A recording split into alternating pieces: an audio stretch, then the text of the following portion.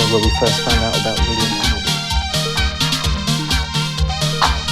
When the going is smooth and good. So as I said, I'm down here in Florence, Italy to have a conversation with the son of a Nigerian music legend who in some cases feels that we don't talk about his legendary acts enough. It also happens that his son is trying to walk into his father's footsteps by making music.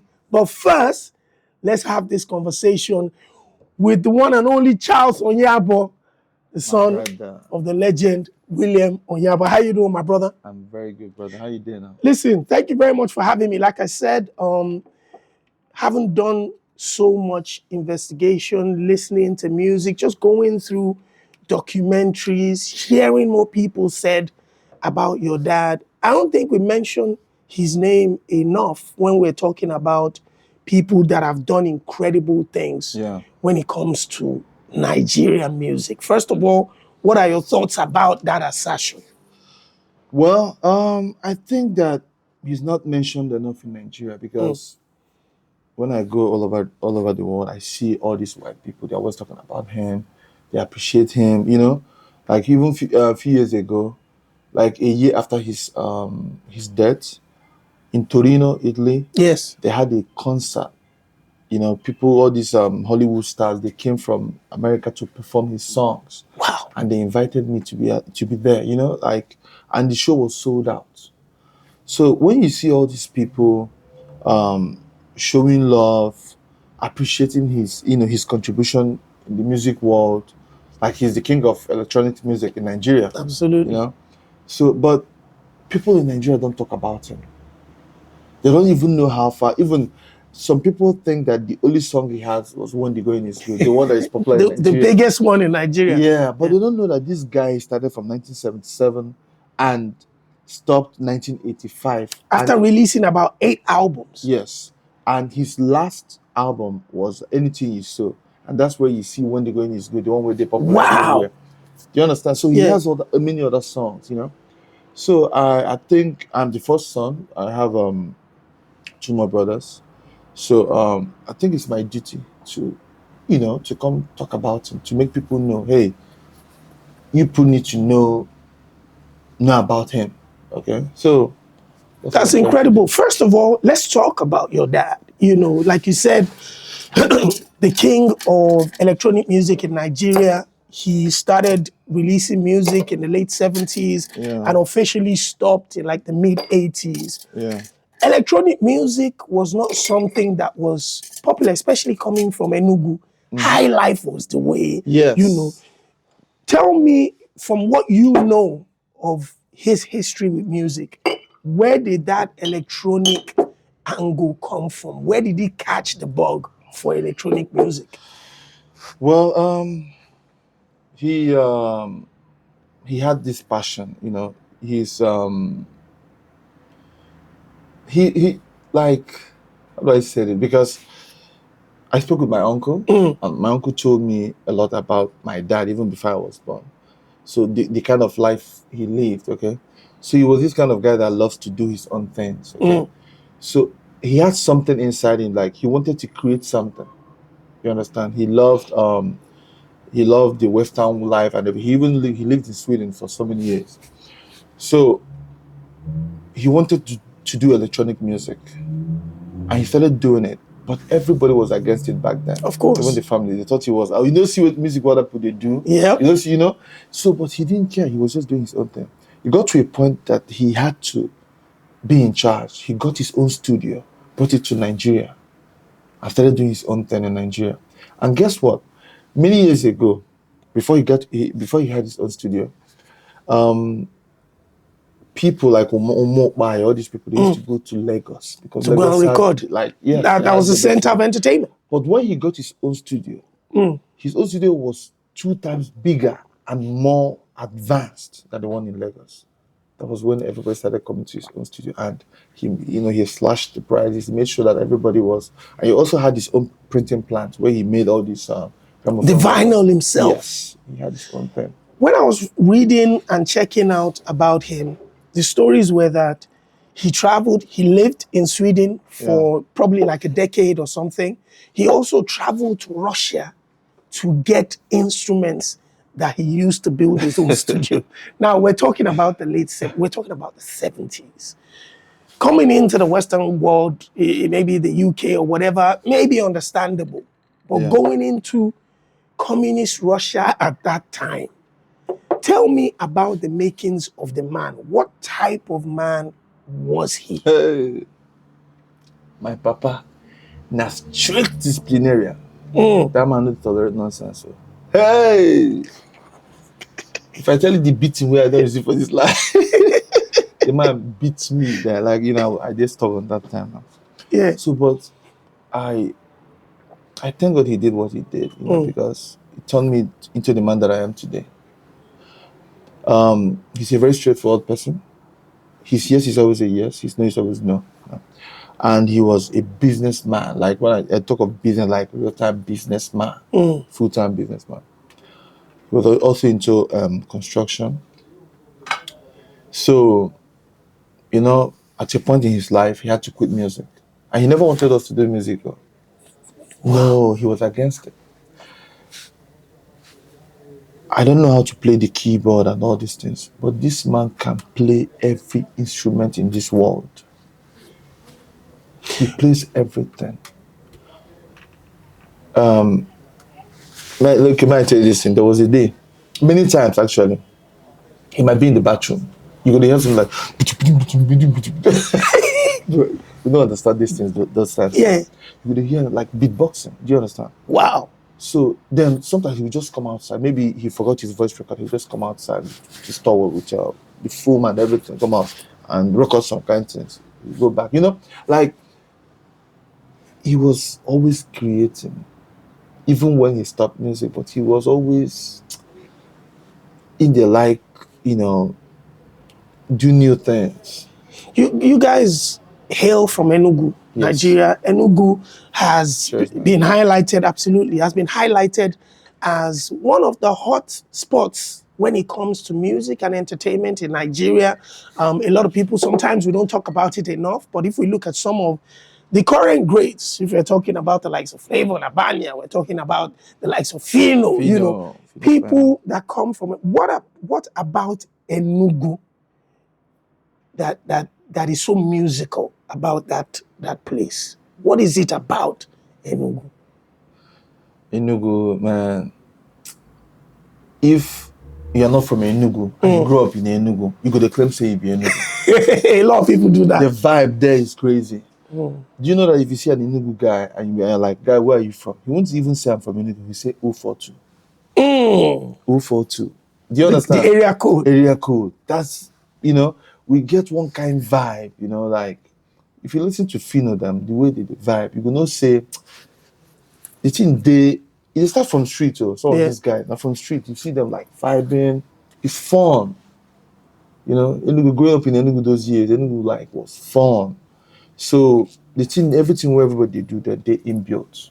You know, when I saw a documentary, one of the reasons why your dad's story caught my attention, apart from the record that, you know, when the going is good, that's what we grew up on national television in Nigeria. Everybody heard that record. Yeah. But not until recently, I saw a Vice documentary that was done, you know, in search of your dad. This was a documentary that Noisy made, where the aim was to go out there and look for the man who made this incredible music that he impacted electronic and dance music globally. Yeah. So they wanted to go and tell his story because it felt like nobody had told his story. This man was an enigma. Nobody knew anything about it. And watching that documentary made me feel like, wow, if international audiences could put in this much effort in trying to tell a story of a Nigerian man who impacted the music world globally, then we must be missing something. Yes, absolutely. Did he enjoy the benefits of the success of his global music, his global success? Did he enjoy it before he quit music? You know, did he receive those accolades? Yeah, he did somehow, but not the way it is now. He did because, you know, David Bryan from the UK. Yeah. You know, they were performing his songs everywhere. He got his royalties. Wow. Even they performed at the David what's his name again? Jimmy Fallon show. Wow. Our next guest is here tonight to play the song Fantastic Man from this collection of recordings by Nigerian musician William Onyeabor. He'll also be performing that music Friday and Saturday at the Brooklyn Academy of Music as part of the Red Bull Music Academy Festival, New York. Please welcome David Byrne, the Atomic Bomb Band featuring Sing Kane, Money Mark, and Pat Mahoney.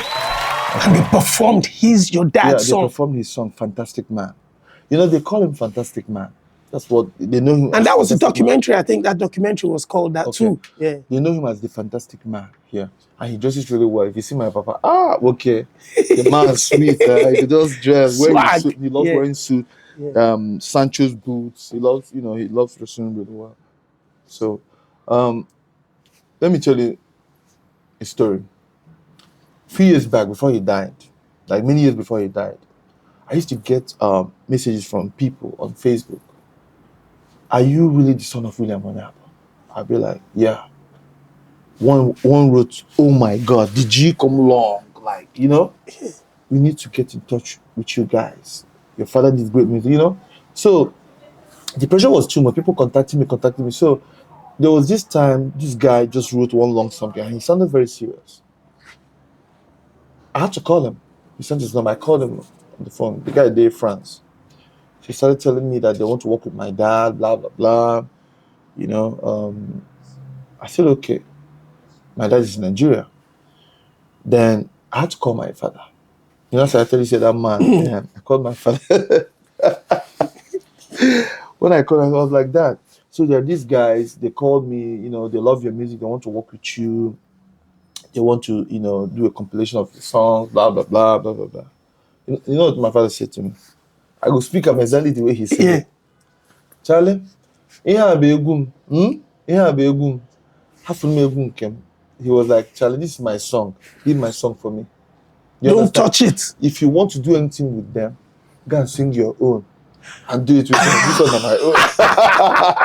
I said, Dad, I don't want to do anything with them. I'm just advising you that you should do something with them because everything has changed, So people are remixing songs. They will sample your music. You have to, So, and we didn't talk about it again. So after some time, after some years, somehow, Onyeabor got in touch with us, and they went to Nigeria. By then, my father was a born-again Christian. Yes. So guess what my father used to do that time? The guy, they will fly to Nigeria to see him. The guy would come to see my father. My father would just put a Christian channel and they'll be watching. The guy would be waiting for my father to stop. My father would say, this world. People, the evil. My father would start preaching to the guy. And the guy would be humble. Oyinbo people are very smart. Yeah. They've come for business. They just want this Oyinbo man would day like 2-3 hours. You will talk to them about God after everything. Tell them, okay, you can go have a wonderful day. This man will come like 3-4 times. He will not talk about music, only about God. The man will be in Nigeria for like 10 days. He will go back to America. They didn't talk about his music. Because they wanted him to sign documents. The man knew nothing. Then this man came to Nigeria, I think 3 or 4 times. Nothing happened. Then one day the man just came to the house. Normal. My father said, let me sign it. Wow. The man was shocked. Then he read the agreement. I said he has to change some things here. He changed whatever he changed. Because I told him he has computers, typewriters, everything. Yeah. He did what he had to do. He showed them and they read it and they loved it. And that was how Onyeabor got into the picture. So I've been doing great. So when he died, a few months after his death, Apple used one of his songs. Yeah. For the launch iPhone 17. iPhone 7. 17 we're there now. Yeah, iPhone 7, in iPhone 2017. Plus, 2017. 2017. iPhone 7 Plus, when they did the camera app. Yeah. they use Fantastic Man. And even Haribo use, Casamigos use, then which other one? Globally. So now that these big brands are using his music for adverts, talk to me as best as you can what those benefits look like. Okay, I don't want to talk about them. Listen. You don't have to be specific, but the reason why I want you to talk about it is so that people understand that when you're making music, these are songs he made in the 70s. Yes. And fast forward to 40-something years later, yes, your mom or yourself, you guys are receiving royalties. Yeah, my mom, yeah. In hundreds of thousands of dollars. Yeah. What does that say to you as a person about the work that your dad did? Leaving a powerful legacy is important. My father is no more, but brother, his legacy is solid till forever. People don't even understand. That's why I want Nigerians to start appreciating this man. This man, he was one of those that put Nigeria on the map. Facts. Do you understand? Especially my Igbo brothers. They need to come out. Just the way the Yoruba people came out for Fela. They are pushing Fela, promoting the guy. Do you understand? Yeah. My Igbo brothers should come out also and promote William Onyeabor. Like, he did wonderful things. But one of the reasons why some people say someone like a Fela is continuously remembered and promoted, someone like Bob Marley is continually remembered and promoted, is because of their children. Their children walked in the footsteps of their father, reminding us and also carrying the gospel to the rest of the world. Which is what I'm doing right now. Stepping into the music space. Yes. Was that something you had plans to do initially? No. Or was it, what led you to this decision? Okay, my father died in 2017. Yes. So I got contacted by New York Times. You know, they interviewed me, asked me questions about him and about the continuation of his legacy, blah, blah, blah, a lot of things. So I wasn't sure about, I was kind of confused. In fact, I didn't know how big my father was. So I don't know. Like, you don't go understand, say your father now. You don't go understand. Yeah. So I didn't know how big he was. So people kept on writing. Even BBC contacted me. People were writing, alpha, So, but I wasn't really thinking about, I didn't know how to step up, to continue his legacy. Until 2020 when COVID hit. So, and we were forced to stay at home for 3 months here in Italy. So while I was at home, and I had time to reflect on a lot of things, surfing the internet, and somehow my neighbor died from COVID. So the ambulance came and picked my neighbor, and I was kind of scared. Oh boy, if person come day here now, come die for COVID and go, and all the things you've planned to do in your life, you've never done it, So that was when I started thinking, okay, see. Then I started thinking about my dad. But my father don't die. See, his music is still there, blah, blah, blah. I was like, man, people have this legacy of a thing is important too. And I need to make sure my father's legacy continues because somehow I'm also his legacy. Facts. You understand? So I was like, man, I need to push this thing. So that was when I talked to somebody and the person, told me about a voice coach because I used to have a way more better voice back then, So I needed to train my voice so I can start doing something. So I got a voice coach then, and the voice coach told me that I have a good, an untrained good voice. So, but nevertheless, I should own up to my voice. I should use my voice. It's not about how good it is, but how you use it. Absolutely, it's an instrument. Yeah. So that was how I decided to write my first song, They Can't Pull Us Down, which I featured Miriam Teller. Yeah. And I shot the video in my compound with my landlord. Everybody just came and just released it. So shockingly, supermarkets here in Italy, they loved it, blah, blah, blah, and so on and so forth. So I wanted to use Magnificent Man because people know me as Magnificent Man. Yeah. My performance fantastic man. Magnificent. I wanted to use Magnificent Man. So, but my guy, Shaka L, said to me, brother, which one be Magnificent Man? Your papa na William Onyeabor, you be Charles Onyeabor. No be legacy one. Facts. People need, when they hear Onyeabor, they will say, Need remember. connect, sharp. Facts. And that, I say, oh, but no be lie. Oh. That's how I started using my real name, Charles Onyeabor. Your dad was the king of electronic music. Yeah.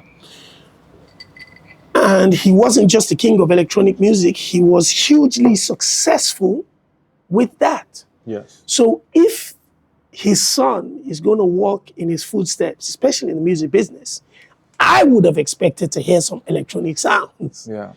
What kind of genre are you bringing to the fore? Of course, you're born and raised in Enugu, which means that you're influenced by high life and all these other local traditional sounds. Then your father was such a genius that he created electronic and dance music. So which one are you carrying? Well, I did do everything. I do my, I do my music according to the kind of inspiration I get. If the inspiration comes in reggae or blues or anything, that's where I could take drop out. So if it's gonna be electronic, I go do it in electronic way. You understand?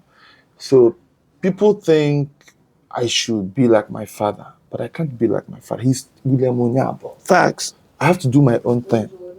The way I feel it, okay? And it takes time, you need to grow in this thing gradually, because the more I'm doing it, the more I'm finding myself. Absolutely. You understand? So I rap, I sing, I do everything. If you listen to my sounds, you can't say that Charles does this kind of music. I did do techno, I did do even Igbo rap, I did do Afrobeat, I do every kind of music. You understand? So because I don't want my fans to be only one kind of people. I want the whole world A mixture. to be a mixture. So that when you go to my album, you have something to pick from there. Everybody has something Everybody there. has something to pick. So that's what I'm doing. You talked about the album. One of the reasons why this conversation even happened is because the album is ready. And what is it titled? Legacy Continua. It means in Italian, legacy continues. And when are you planning to release that? Maybe around July. What's your aim for this project? Do you feel pressure? Is there pressure that finally an Onyeabor is releasing music after decades, of that family name stepping away from releasing music? Finally, an Onyeabor is releasing an album. Do you feel pressure of expectations? No, what kind of feelings do you have? I don't feel pressure at all. And, I see a lot of my father's fans nowadays, because I shared a video online where I was vibing with some people at the house. We were singing my father's song. We're just vibing. Yeah. So that video got more than 1 million views. Okay. Wow. You see comments, and that video has given me more than 10,000 followers. Wow. All right. So you see people, they are really happy about this. They are really happy, like, oh my God. Oh, this so finally somebody from the Onyeabor family is out. In fact, in my new album, Legacy Continua, I have an Afro High Life version of When the Going is Good. Okay. Yeah, Afro High Life. So it's kind of slow, like it's that kind of that kind of song whereby you were drinking Martell with Coke and you go to listen to them. Just vibing, with the reminiscing. You go to think where, When the Going is Good. It's a very nice, if you really love music, that song is meant for only music lovers. If you really love music, and you know what sound is all about, what music is all about, that song is for you. Listen, my brother, first of all, like I said, your dad is definitely one of those greats that changed our culture and also promoted Nigeria and Africa to the world. Yeah. He did it in a genre that nobody expected. Yeah. And at the time he did it, like you said, he was like almost like an outcast, that people couldn't believe what he was doing. Yeah. But decades later, the music is speaking for itself. Not only is the catalog still earning, but his name is well respected in the music So many business. video games, Grand Theft Auto, you see his songs there. Even basketball, you see his songs there. Like even on Netflix, there are so many series. People will send me, "Oh, but God, I'm falling for the music day here." You know. So do they contact the family, or the publisher handles that, and then your mom everything. just collects They handle checks? everything, and then they let us know. Like every few months, they will send in the reports to let us know what's going on, how everything happened, blah blah blah. And what does that tell you about the music you're making? That this is the kind of rewards that the music can make decades after. When I started my musical career, so many people told me, so many people were like, "Guy, love this kind of music. See what's in the rain now, blah blah blah." But do you know why I ignored everybody? Because my father ignored everybody when he was doing his own music. Facts. People wanted to tell him what to do, but he was doing his own thing. He didn't care. Decades later, oh boy, the man. Do you understand? So I don't care. And guess what? When I released my first song, They Can't Pull Us Down, people criticized me. They said, "Oh boy, they sound like old school, blah blah blah blah blah." But guess what? I think a few years later, a company in Canada, they made this movie with $2 million. They contacted me, Lozo Nzekwe and his group, that they needed 2 of my songs as a soundtrack. So as we speak, 2 of my songs, they're there. And I got paid. That's crazy. You understand? So this is just to show that whatever you're doing in this life, no send anybody, just do you. The problem we have in this life today is that many people want to be other people. Do you understand? Like you as you have your own blessing, you have your own way. If we can start being ourselves without trying to be someone else, this life will sweet now. Everybody can be a leader. Facts. Do you understand? Because if everybody be leader, who you want lead? You need to learn how to follow, and the leader needs to know how to lead. You understand? So we need to be ourselves. I'm being myself. I don't care what I not even the compete with anybody. Just like I always say, that me, Charles Onyeabor, I am not an upcoming artist. I am the continuation of a legacy. Ooh. Do you understand? Ooh. Yes. Ooh. I am the continuation of That's a legacy. A bar. Because the foundation day. That's a bar. I do on top of her. I made a video where I said this thing, and normally some Nigerians hate us with the right. Guy, forget you be upcoming. Forget you be upcoming. They feel right between the one right, but me, I know what I know. Because the way my life is going, they're like an upcoming artist. Because when you go somewhere and you hear your name, Onyeabor, and the door opens. The door opens immediately. So you cannot call me an upcoming artist. Facts. Because I just continue your legacy. You understand? So, my brother, it's been lovely talking to you, and such a pleasure hearing about your dad. Same here, brother. Florence is beautiful today, so let's go and catch a glimpse of the city. Make I carry you do some nice things. Let's go, my brother. I want to show you how my life as it be sometimes. Let's do it. Let's finish this Martell and go. The cathedral. It's called Piazza the Warm. Piazza the Warm. The Warm, yeah. Ma quanti anni ha questo Piazza the Warm.